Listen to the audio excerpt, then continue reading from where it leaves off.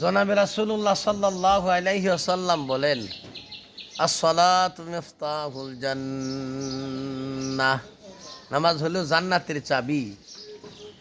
ইন্না সলাতা তানহা আনিল ফাহশাই ওয়াল মুনকার, আল্লাহ পাক রব্বুল আলামিন বলেন, ফাহশা কাজ থেকে, খারাপ কাজ থেকে একমাত্র ফিরাবে নামাজে। তাহলে বোঝা গেল যে ব্যক্তি নামাজ পড়ে সুদ খায়, ঘুষ খায়, নাফরমানি করে, আল্লাহু আকবার, ওই ব্যক্তির নামাজ হয় না।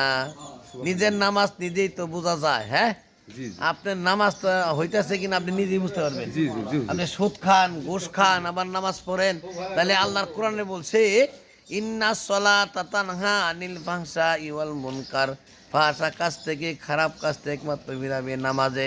তাহলে বোঝা গেল সব কাজ করলে নামাজ আপনার হয় না। তাহলে নামাজ জান্নাতের চাবি, যদি নামাজ হয় তাহলে আপনি কি করতে পারবেন না, জান্নাতের ভিতরে ঢুকতে পারবেন না। তাহলে আপনার নামাজ দিতে হইতেছে না, জান্নাতের ভিতরে ঢুকতে কেমনভাবে? অনেকের ভিতরে অহংকার আসে, আমি কি করি হাজি সাহেব, 5 ওয়াক্ত নামাজ পড়ি, আল্লাহর হুকুম পালন করি, আল্লাহু আকবার, কিন্তু সুদের মধ্যে জড়িত আছে, ঘুষের মধ্যে জড়িত আছে। তাহলে বোঝা গেল তারও নামাজ হইতেছে না। ঠিক ঠিক মতনে নামাজ আদায় করতে হবে। দিনের নবী হাদিসের মধ্যে বলছে, হাদিসের অনুযায়ী নামাজ পড়তে হবে, আল কোরআনের আয়াতের অনুসারে নামাজ পড়তে হবে, সহি শুদ্ধ করে নামাজ পড়তে হবে।